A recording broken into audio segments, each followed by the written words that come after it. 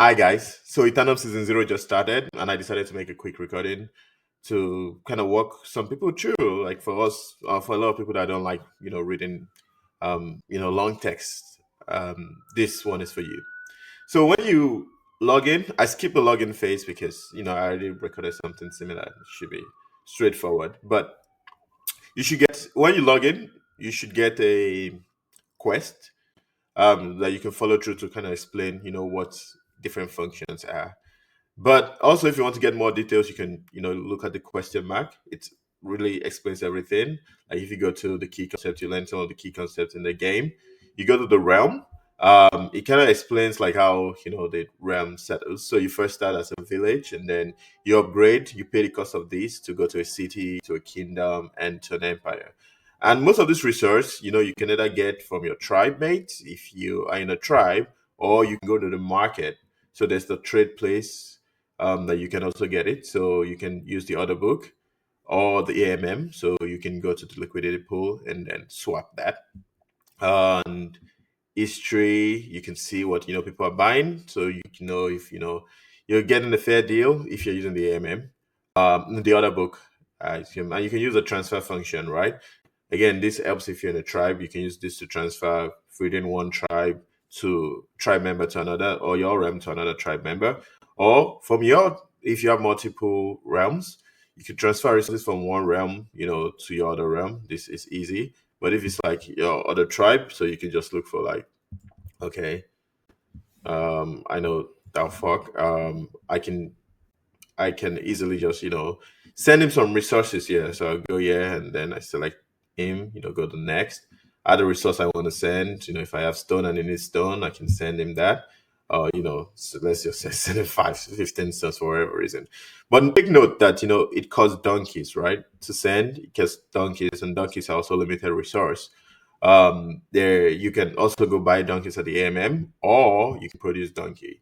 So you would you should get like a quest to tell you to build your first resource.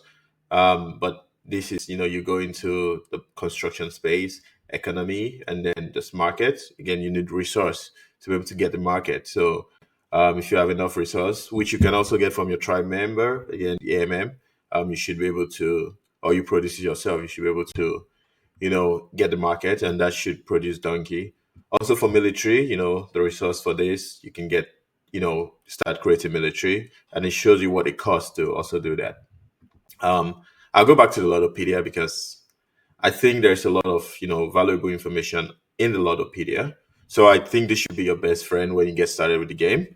You can see building, and it tells you like all the pretty cool buildings in this game, or this economic building is what we'll call them, and military building. So we get the farm, which again it costs nothing. You only have to pay. Well, take that back. It costs a one-time fee to pay, which increases like every time you build like that type of infrastructure. So the farm costs for 150k fish to start, but it goes up after that. So see, 450k fish. But let's say I want to build another farm. I go, yeah, I don't even have enough resource for that. But if I want now, it's 1.35 million fishes. So you have to be, take note of that. Um, there's also the achievement tab. So in the achievement tab, it gives you like quests to complete. So if you do this, you should get like rewarded for that. If you do this, you get rewarded for that. If you do this, you get rewarded for that. And good thing is like with this version of season zero Eternum, there's actually a reward for like completing this quest in Lord. So you can get a little bit of Lord from playing this game and completing the achievements. Yeah. And then there's the social. The social is where you get, your tribe. You can see what tribe to join. If you want to join the Fuck Boys tribe, you can go there. I think you should, because I'm already in there. That's why it says leave. But if you're not, you should be able to join. It's an open tribe. There are tribes that are closed, and there's some tribes that are open.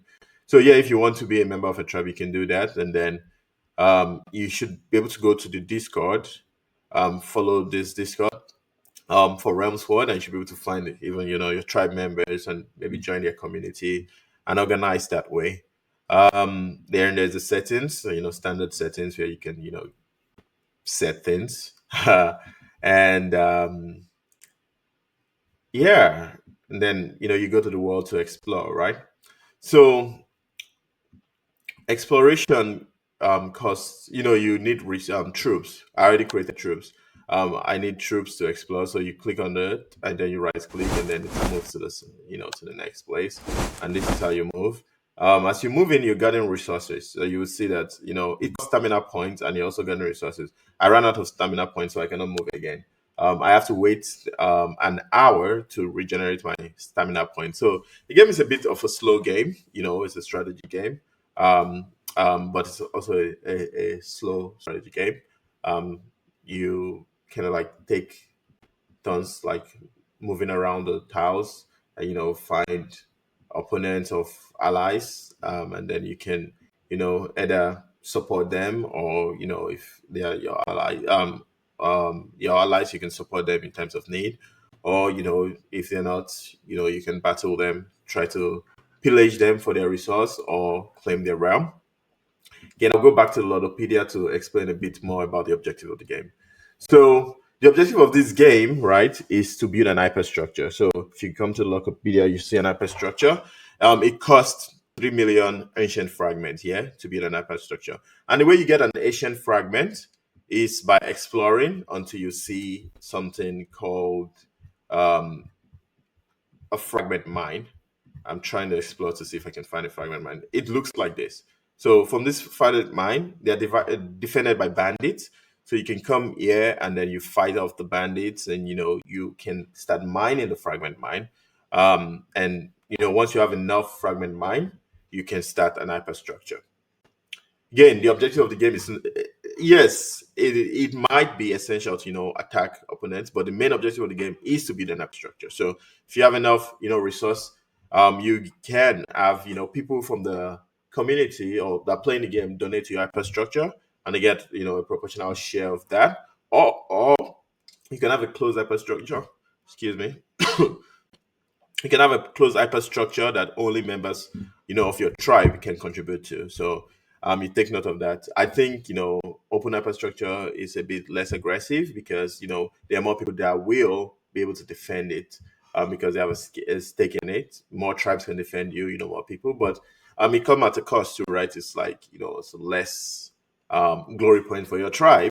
If you have a tribe, then they have to do the sole job of defending the infrastructure. So again, it's up to you in this case. And based on your shares of the infrastructure, you can earn victory points. If you had a certain number of victory points, you can end the game. So how you find the victory points that you need? If you go to this place, you should be able to see on the players like end season. It requires 9,620 victory points, right? So until a player gets that, the game cannot end. But once a player gets it, it can just call like the end game function to end the game. So that's that part of the thing. Again, go to your Ludopedia. You should be able to learn a lot about it, right? Resources, it tells you the cost, and the production per second, how many resources you have. These are all the resources, you need. And to build an infrastructure, you pretty much need all the resources you can get. So again, you can factor it into it. I heard there's a bit of randomness, so you will kind of like find out about the randomness once you start building the infrastructure. But yeah, that's pretty much about that part. And this is where you can, get, the resources you got. You can know what you're producing per second. So right now I'm producing fish and wheat because I am trying to achieve a goal. And the goal, my objective right now is to upgrade my realm to a city.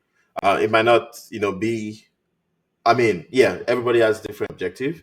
In the game, you can plan for something depending on your tribe.